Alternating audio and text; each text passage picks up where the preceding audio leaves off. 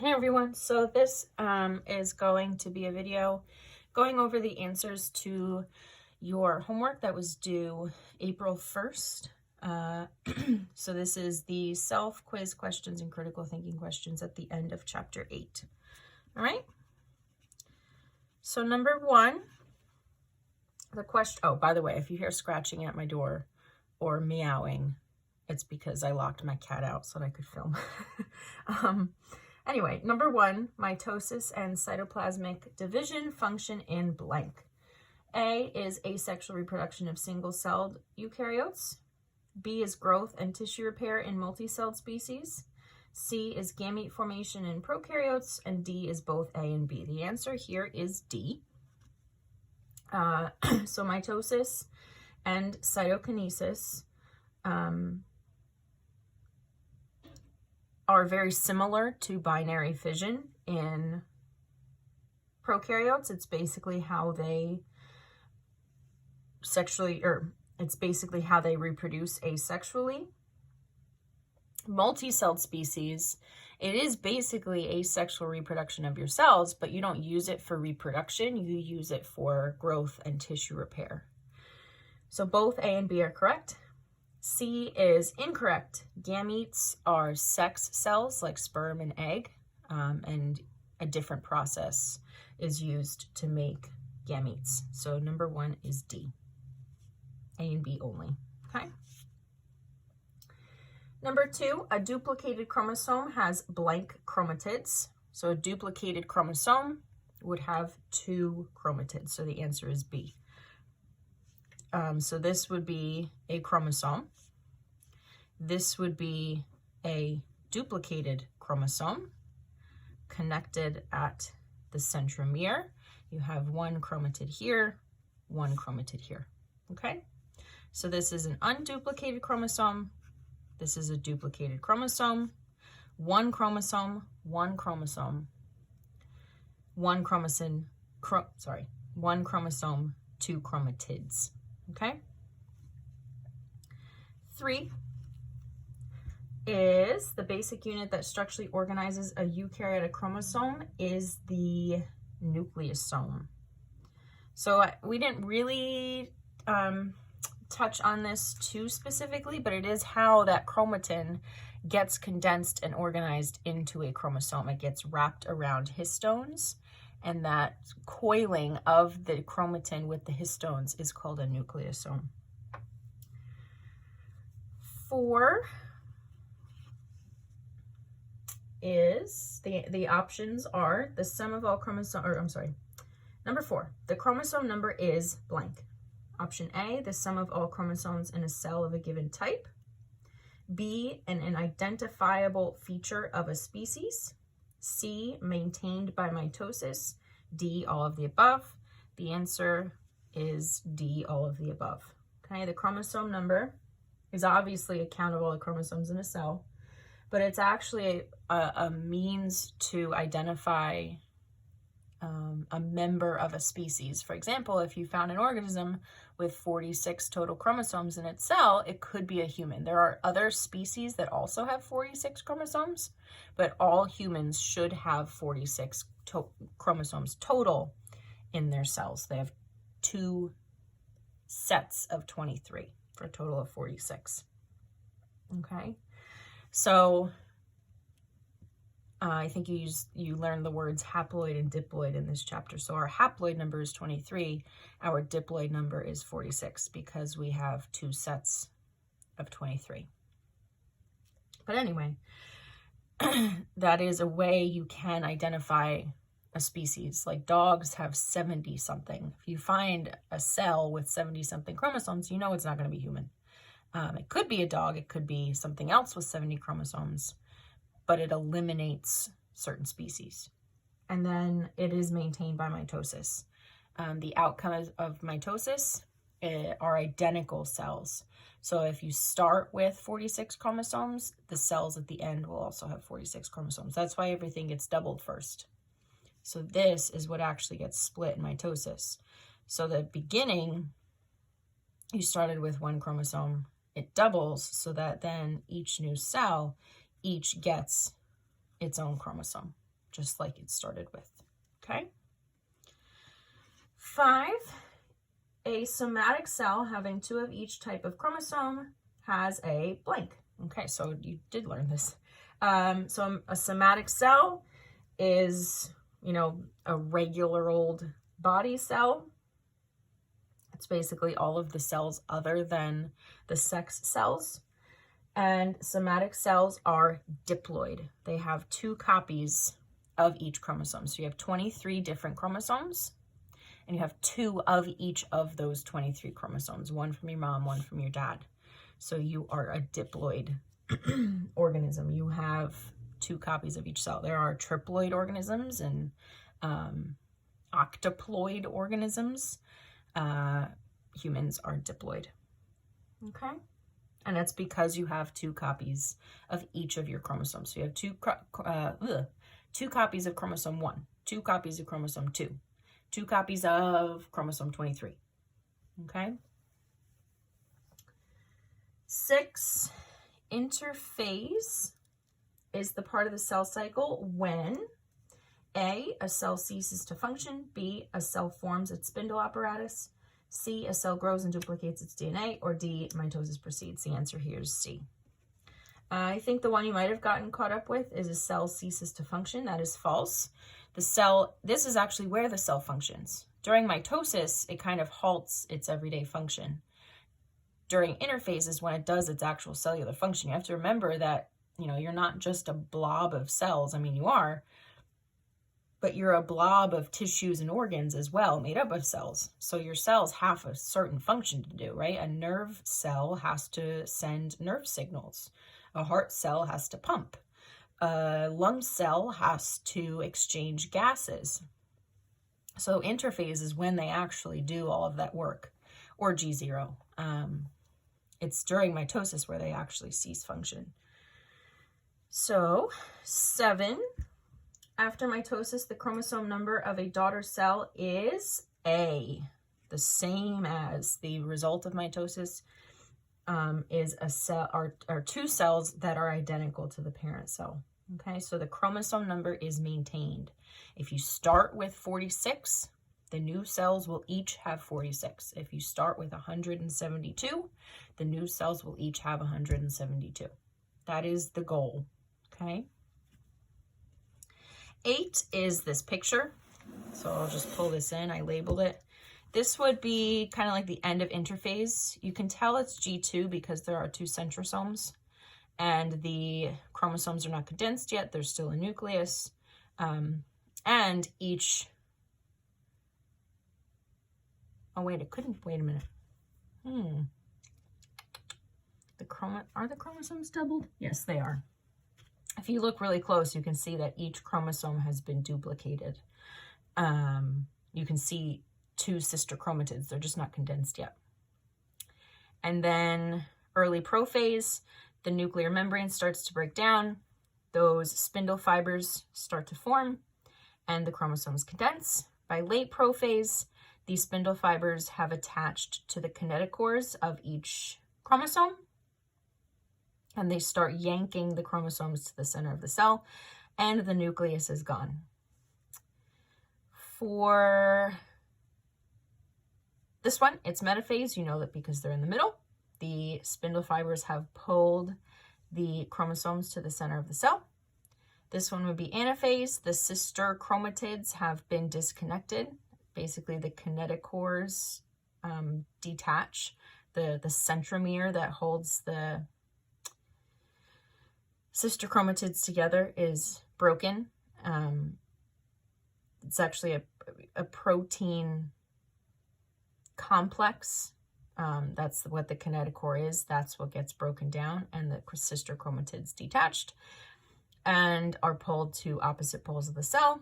And then telophase, each side of the cell, each pole now has its own DNA. The nuclear membrane starts to reform around that DNA. These spindle fibers break down and the chromosomes decondense. If you look close, you can see that the chromosomes have uncondensed And you can kind of see cytokinesis starting. You have that cleavage furrow forming. Okay? So 9.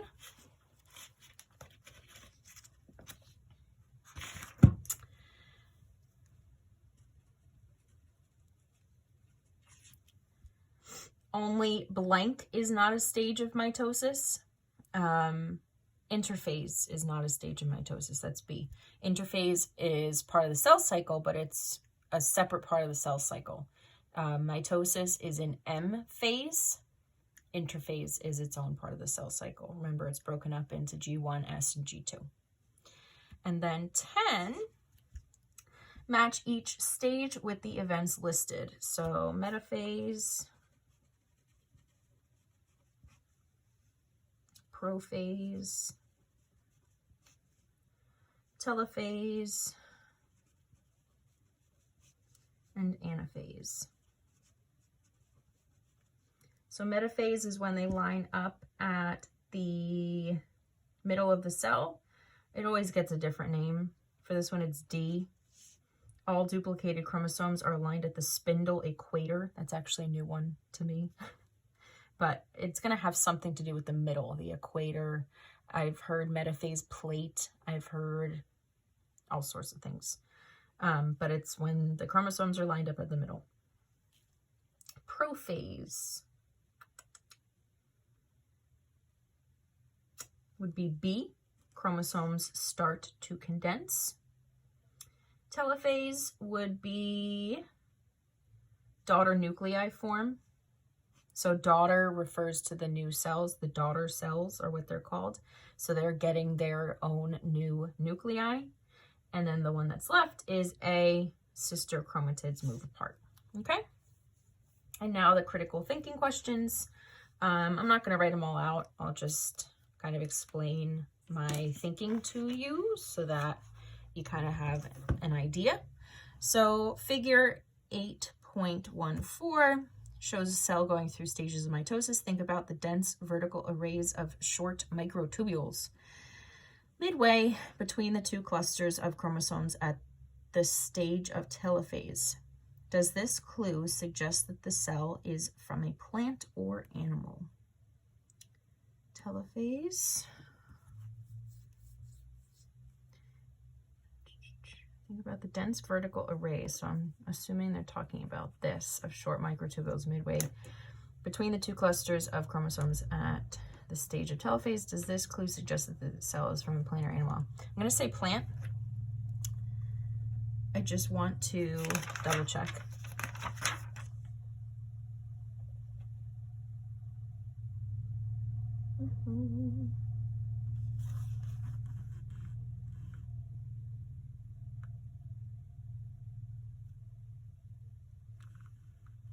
Yes. It is the microtubules that guide vesicles from Golgi bodies to start building the cell plate. Yep. Okay.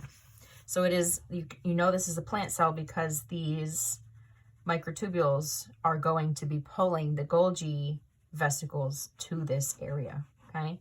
If it was an animal cell, you wouldn't need the cell plate, so there wouldn't be those microtubules there. Okay. Number 2, the anti-cancer drug Taxol was first isolated from Pacific yews, which are slow-growing trees. Bark from about 6 yew trees provided enough Taxol to treat one patient, but removing the bark killed the trees. Fortunately, Taxol is now produced using plant cells that grow and divide in big vats rather than in trees. What challenges do you think had to be overcome to get plant cells to grow and divide in laboratories? What I'm going to say here is the regulation of the cell cycle. You have to remember that in a tree, we don't think of trees as having organs and tissues and all that sort of thing, but the instructions to divide come from those proteins, from the cyclins and the kinases and your P53 and all of those proteins and enzymes that regulate the cell cycle. So it happens in a system, right? If you're just dividing cells in a vat, where do the instructions to divide come from? So that probably would have had to be the challenge. I guess also going off of the whole cytokinesis thing, you know, it's not just the nucleus that's involved in division, right? You have to have the Golgi body making the Golgi vesicles and the cell plate forming. So there's a lot of communication that has to happen in the cell to get things moving. You know, you have to have a source of instructions, and you have to also, I just thought of something else, right? The material to do all of this has to come from a source as well. So you have to provide spare nucleotides for DNA to be replicated during interphase. You have to provide phospholipids to make new membranes. You have to provide, cellulose to make new cell wall, to make that cell plate. So there's a lot of nutrients that are going to usually come from the tree that are now going to have to be supplied in the vat. So there's a lot of things you can say for that one. All right, 3, X-rays emitted from some radioisotopes damage DNA. Humans exposed to high levels of X-rays face radiation poisoning. Speculate about why hair loss and damage to the lining of the gut are early symptoms. Also, speculate about why exposure to radioactivity is used as a therapy to treat some kinds of cancer. So X-rays emitted from some radioisotopes damage DNA. Humans exposed to high levels of X-rays face radiation poisoning. Okay, so hair loss and lining of the gut are important here. They stand out because those cells are always being replaced. You're always making new skin cells, and that's what makes your hair. You're always making new stomach lining because it actually degrades in the acid of your stomach. So these are cells that are always undergoing mitosis. So if DNA gets damaged and the cell cycle works, then those cells are going to be told to stop dividing, right? Cancer only occurs if certain genes that are supposed to be regulating the cell cycle get mutated. But if that DNA is intact and other DNA is what's mutated, then the cell cycle should theoretically work. Those cells will be triggered for apoptosis, cell death. So that means the cell cycle is functioning normally. If you're not making new hair or new stomach cells, then you can assume that those cells are successfully being told to stop dividing and to die. So that is why hair loss and damage to the lining of the gut are early symptoms of radiation poisoning, right? Exposure to something that causes mutations. Also speculate about why exposure to radioactivity is used as a therapy to treat some kinds of cancers. So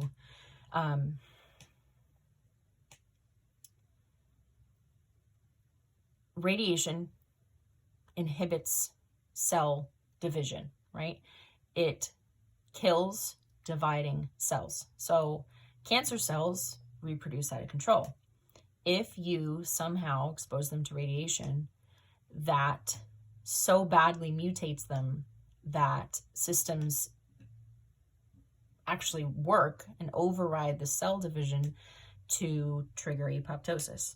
In the same way, you're also killing other cells that divide constantly, like skin cells and stomach cells, which is why patients undergoing chemotherapy and radiation often lose their hair, often have really bad nausea, and that is because they're losing their stomach lining or they're not making a new stomach lining, and their hair is basically, their skin cells and hair producing cells are being told to stop dividing as well. So it's the side effect of radioactivity. All right, 4, suppose you have a way to measure the amount of DNA in one cell during the cell cycle. You first measure the amount of DNA in G1. At one point in the rest of the cell cycle, will you see a change in the amount of DNA per cell? So in the S phase, you'll see a double. And then by the time you get to about anaphase to telophase to cytokinesis, right? Once the sister chromatids are pulled apart here, right? You're going to, yeah. So it depends on in one cell. So this is still one cell and this is still one cell. So really theoretically, it would only be after cytokinesis. So at G1, you'd have a certain number. S, you'd have double that number. And then by the end of the cell cycle, after cytokinesis, when cells are re-entering G1, it would be back to the first number. 5, the cervix is part of the uterus, a chamber in which embryos develop. The pap smear is a screening procedure that can detect cervical cancer in its earliest stages. Treatments include freezing precancerous cells or killing them with a laser beam and hysterectomy. The treatments are more than 90% effective when this cancer is detected early. However, the chances of survival plummet to less than 9% after it spreads. Most cervical cancers develop slowly. Unsafe sex increases the risk. A key risk factor is infection by human papillomaviruses, HPV, which cause genital warts. Viral genes coding for the tumor-inducing proteins get inserted into the DNA of cervical cells. Of one group of cervical cancer patients, 91% had been infected with HPV. Not all women request pap smears. Many wrongly believe the procedure is costly. Many do not recognize the importance of abstinence or safe sex. Others don't want to think about whether they have cancer. Knowing about the cell cycle and cancer, what would you say to a woman who falls into one of these groups? Okay. So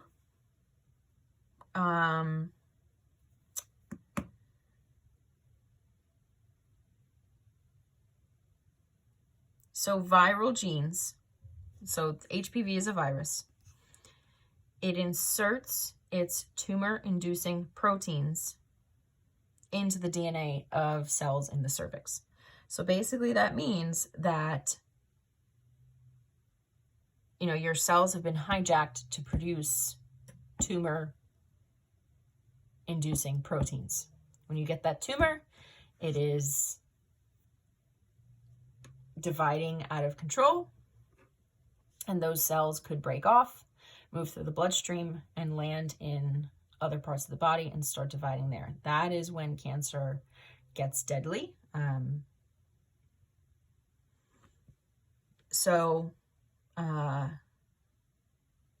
It's better to detect it early before the tumor grows too large and breaks off and moves to a different part of the body. So although, you might not want to pay for it, you might not want to think about the reality of the fact that you could have cancers, or you don't think of sexually transmitted diseases as much as you do pregnancy, contraceptives during safe sex. It is a reality you have to face. HPV is actually very common. Most tests for HPV actually do come back positive. There is a vaccine for it called Gardasil, but a lot of women don't get it or they don't finish it. It is a pretty rigorous course of shots. And then on top of that, Gardasil does not protect against all types of HPV because viruses mutate very quickly. So there are a lot of reasons why women don't want to get the pap smear. They think, why should I have to get it? I'm young, or I don't know, all sorts of reasons. They don't have to pay for it. They don't think they could have it.